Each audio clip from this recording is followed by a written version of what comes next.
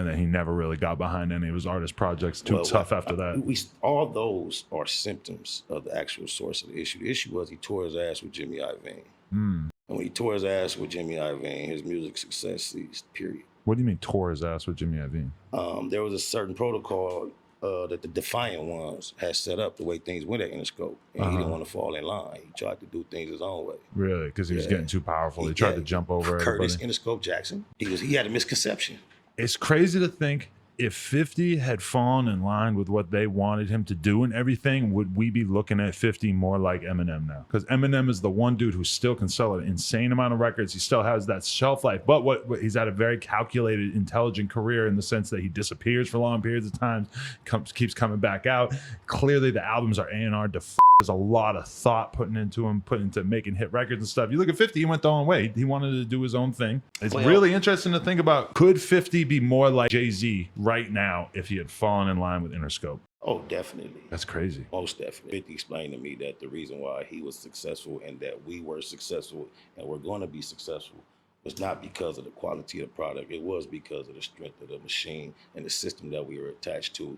And he described it as if we did a dub, we still okay. Not that we would do one on purpose, but we're gonna be okay. And then shortly thereafter, he decided to self-destruct before I self-destruct. And he had decided to go into a negative encounter, business-wise, whatever you wanna call it, with dude. Interesting. Yeah.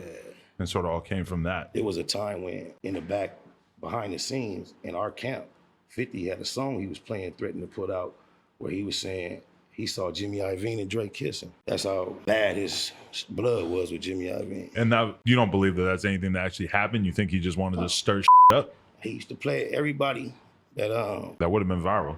Everybody that was around at the time know what I'm talking about. He played it plenty of times. Really? Interesting. You think Dre's gay? None of my business. Right. There's been a lot of people. Tupac said it a lot. I mean, Tupac said it a lot. Suge said it a lot when I was there. There was a rule, like in the office, that if you go to say Snoop Dogg name, you immediately correct it and say you'll be told to call him the bitch. And for Dre, you'll be immediately corrected and be told to call him the fag. Wow. You couldn't even say their name in the office without getting corrected. That's crazy. When you look at Suge in retrospect, do you see him as like just an evil mastermind, mind control ass cult type of dude? No. Because stuff like that seems really weird. Like he's trying to create this like cult mentality with all of his dudes, huh? Well, it was just like, I won't say you couldn't. That's why I say you would just get reminded. It wasn't like you bet not. It was like, oh, you seen Dr. Dre had this come out? Oh, you mean the fact? Snoop Dogg gonna be at the House Blue? Oh, the bitch. It was just a constant. You would never get it. Calling them by their name without being reminded, no, this their real name. There was a permanent picture up on the wall defaming both of them. Really? Yeah. What was it? It was like cartoon characters representing them like feminine, like a pig. Like Dre had the characteristics of a pig, and then I think Snoop had like some female clothes. I can't remember, but I just remember it was a picture on the wall like dissing both of them. And that's kind of like weird and obsessive to me. It's a little much. I'm not gonna put my ops on the wall. I'm gonna forget about it and just not talk about it. Pyro with $1 million in your 30s, that's what you get. Right. You start going to prison in your 30s. Yeah, that's what happens. Yeah, crazy. The Buck versus 50 on social media. I know you're watching this shit just like everybody else. We got to get you to talk about your thoughts on this whole thing. I just see how the boy 50 run. He ran the play I've been ran.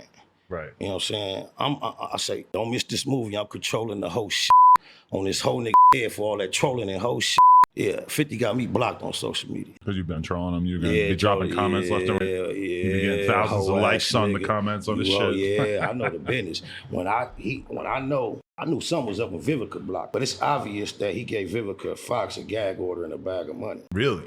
Yeah, because she was talking about his sexuality in a very questionable manner, very loosely in public. And then she just ceased out of nowhere. You think 50's really gay? It's none of my business. But I know this. I speak about facts. 50 was on a talk show where the homosexual host, Caucasian man, made him aware that when Vivica Fox was on the show just not too long ago, that she indicated that she believed that he was gay. And 50's response was, oh no, because I let her have sex in my ass, she thinks I'm gay with her tongue, the way she... So my thing is this. He somehow has let Vivica do something to him that he feels has some type of gay aura to it. I don't know why he would go to that. Do you think letting Vivica Fox eat your ass is gay? No. I would probably let her dig around in there.